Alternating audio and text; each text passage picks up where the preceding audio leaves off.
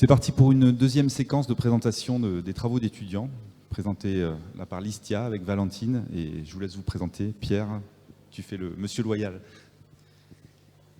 Bien, de nouveau, bonjour. Donc, juste pour une petite précision, ces travaux ont été encadrés par ma collègue Jacinthe Bessière, qui est dans le train à l'heure actuelle.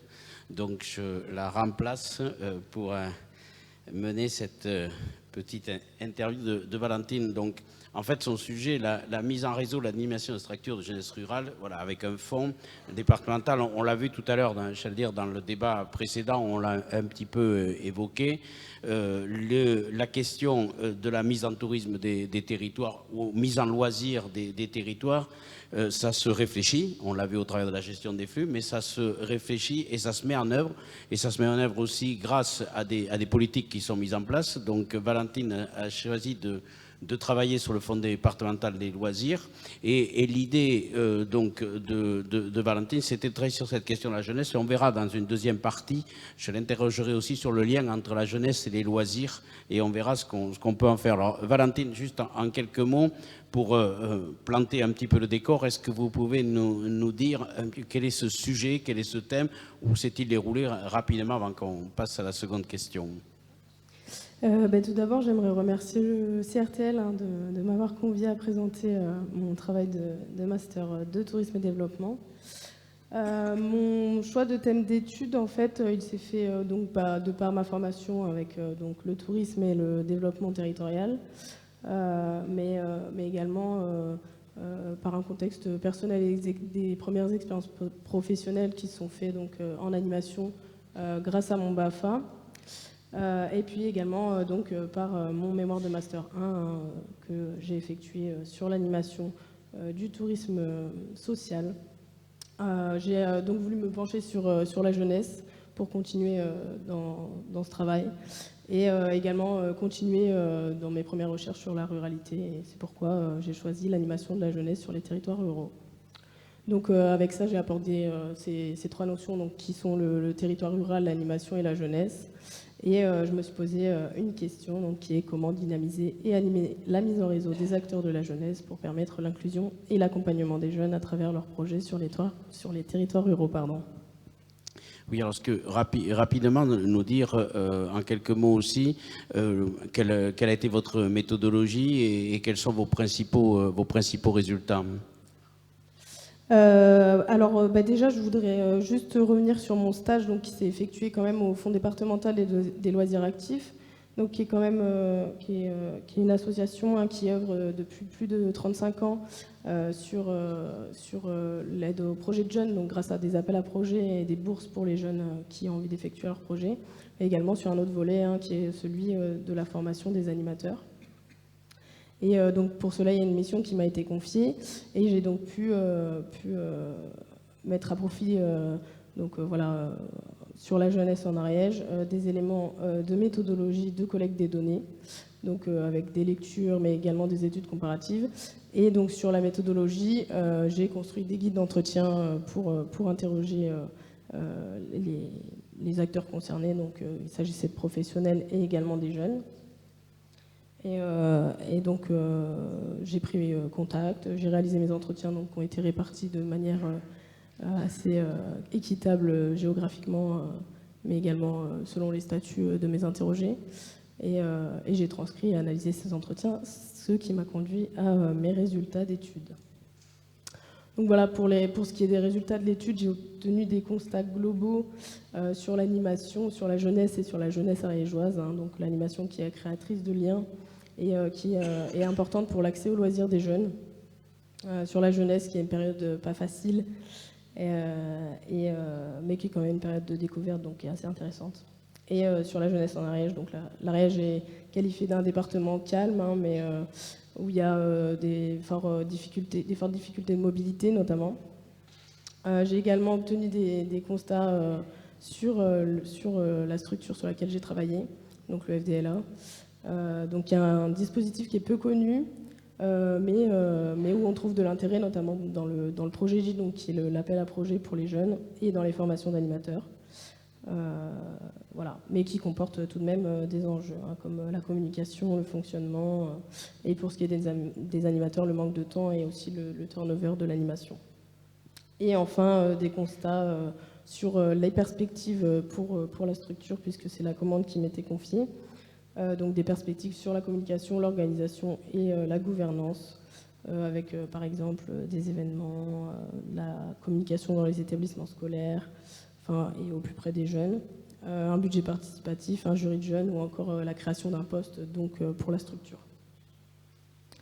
Voilà, et c'est comme ça que j'ai obtenu mes préconisations, donc, que j'ai conduit autour des trois axes indiqués précédemment, et où j'ai fait 16 fiches actions pour déployer ces actions. Bien, on le voit, ce qui est important, c'est que quand le CRT a développé depuis un certain nombre maintenant presque d'années, l'idée de travailler sur le loisir, donc on a changé son nom, mais il ne fait pas carrément avoir changé le nom, il y travaille dessus, et de travailler aussi sur la jeunesse.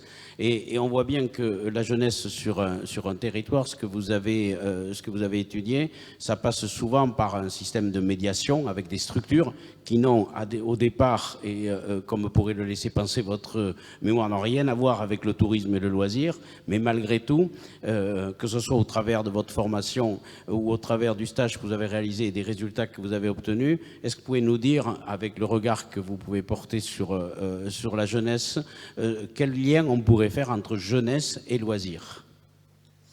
Alors moi, pour le coup, je suis partie de l'animation, donc en master 1. Et donc c'est là que j'ai appris que les jeunes sont le premier public de l'animation, en fait. Ça vient de l'histoire de l'éducation populaire, hein, par l'encadrement des jeunes. Ça a commencé avec les associations catholiques, pour occuper les jeunes notamment. Et là, le loisir a pris de plus en plus de place. Le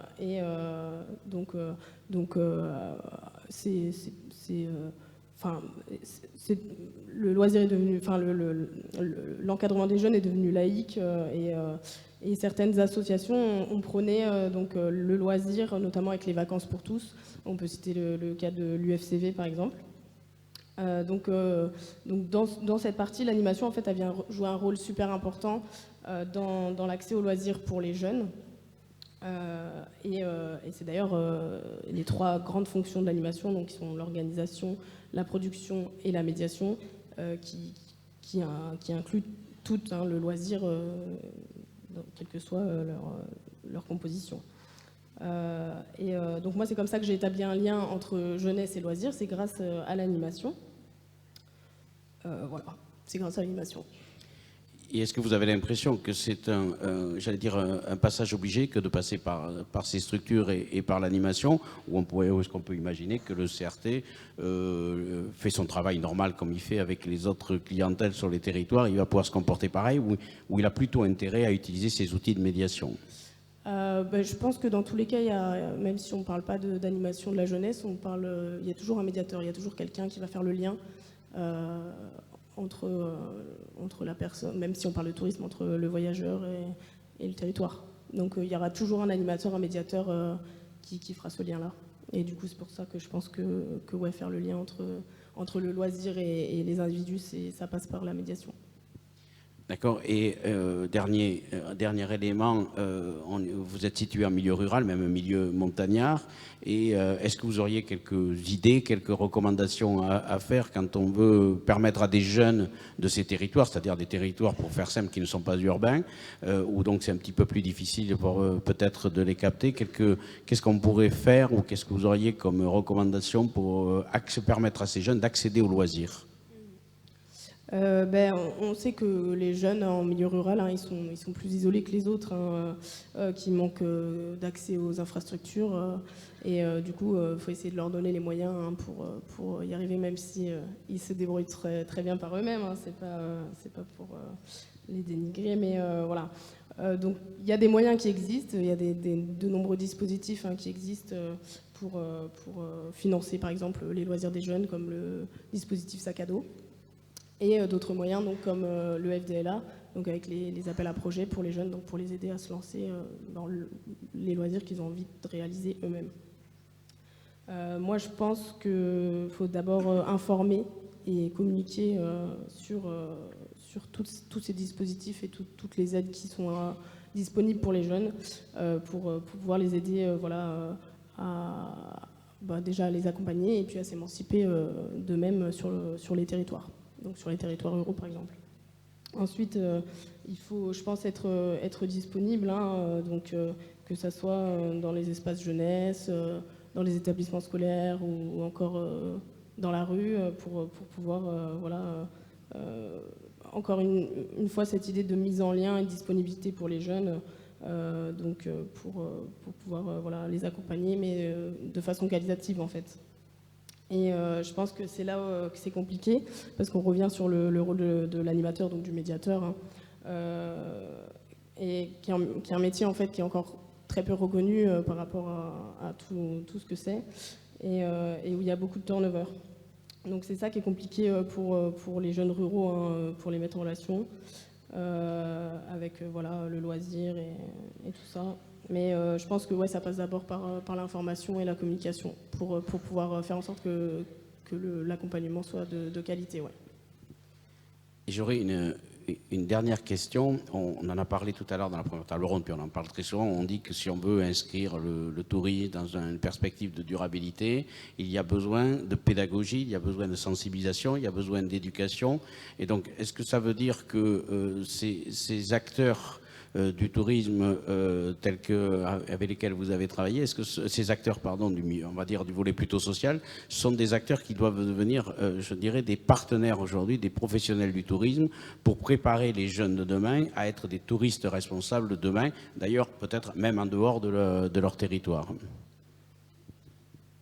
Alors je ne sais pas si ça doit être des acteurs du tourisme en tant que tel, mais je pense que de toute façon être partenaire, on avance mieux ensemble. Donc dans tous les cas, je pense que il faudrait plus lier, pourquoi pas les acteurs de la jeunesse, donc qui bossent dans les secteurs jeunesse ou ailleurs, et les lier avec. Ça se fait déjà, par exemple avec ce que je disais avec le dispositif sac à dos, de lier, Et en fait, oui, de toute façon, les jeunes, quand ils vont dans les espaces jeunesse ou ailleurs, ils vont d'abord chercher du relais, même s'ils ne le savent pas, ils vont chercher du relais. Et les travailleurs jeunesse, c'est ce relais, quoi. Ils sont ce relais, quoi. Et donc oui, je pense que oui, même établir encore plus de liens pour faire en sorte que la jeunesse soit éduquée, entre guillemets, sur les positions à prendre sur le tourisme, oui, je pense que c'est intéressant. Ouais. D'accord. Alors j'avais dit que c'est la dernière question. Est-ce que vous avez l'impression que c'est intéressant, puisque ces jeunes sont du territoire, est-ce que vous l'avez vu, mais vous avez le droit de me dire, non, je l'ai pas du tout vu, que le fait que les jeunes, par l'intermédiaire de ces structures, accèdent aux loisirs sur leur territoire, va faire en sorte qu'ils vont s'approprier peut-être à la fois un peu mieux leur territoire et s'approprier peut-être un peu mieux l'activité touristique qui est présente sur les territoires, et qu'ils passeront le message peut-être dans leur foyer en disant peut-être que le tourisme, c'est autre chose que ce que les habitants parfois en voient, c'est-à-dire une source de contraintes. Est-ce qu'eux-mêmes, les jeunes, vont devenir des médiateurs de l'appropriation du tourisme sur un territoire? Oui, je pense que c'est possible. Même ça se ressent à travers les projets qu'ils réalisent. Moi, j'ai assisté à plusieurs jurys de projets de jeunes, et du fait que les jeunes soient acteurs de leur territoire, ils deviennent vraiment messagers, quoi, de leur territoire, et je pense que du coup, quelle que soit la pratique, ça fonctionne. Merci Valentine pour cette présentation. Merci à vous. Je crois qu'on est dans les temps.